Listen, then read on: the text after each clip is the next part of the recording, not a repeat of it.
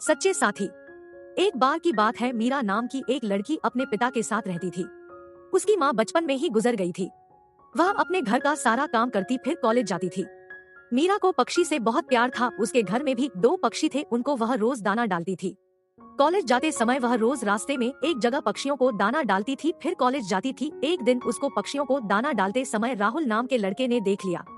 राहुल ने अपने पिता से जाकर मीरा से शादी करने की इच्छा जताई।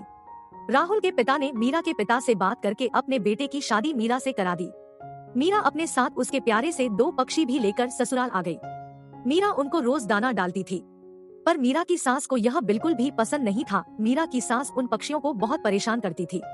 वह उनका दाना पानी जमीन पे फेंक देती थी। एक दिन मीरा की सास ने पक्षियों का पिंजरा लिया और जोर से जमीन पर फेंक दिया। उसे यह करते हुए मीरा ने देख लिया। मीरा ने ये करने के लिए मना किया तो उसकी सास ने मीरा को ही बहुत सुनाया। इन सब बातों से मीरा बहुत परेशान रहने लगी।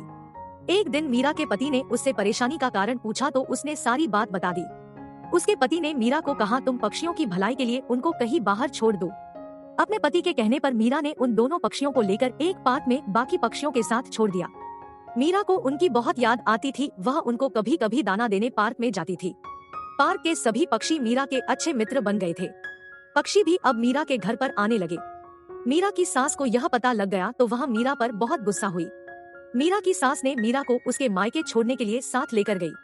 रास्ते में कुछ चोरों ने मीरा और सास को घेर लिया। चोरों ने मीरा की सास के गहने चुराने की कोशिश की। तभी मीरा के मित्र उसके प्यारे से पक्षी आ गए। पक्षियों ने आकर चोरों पर हमला किया, जिससे चोर जोर से भाग गए। इसके बाद मीरा और उसकी सास घर ही लौट आए। अब मीरा की सास को उसकी गलती का एहसास हो गया। मीरा की सास की सोच पक्षियों के प्रति बदल चुकी थी। उसने मीरा से कहा कि अब हम दोनों चिड़िया को रोज दाना देने चला करेंगे और पहले के 2 हमारे पक्षियों को घर वापस लेकर आएंगे। यह बात सुनकर मीरा को बहुत खुश हुई। मीरा ने अपने दोनों पक्षी को खुशी खुशी घर लेकर आई।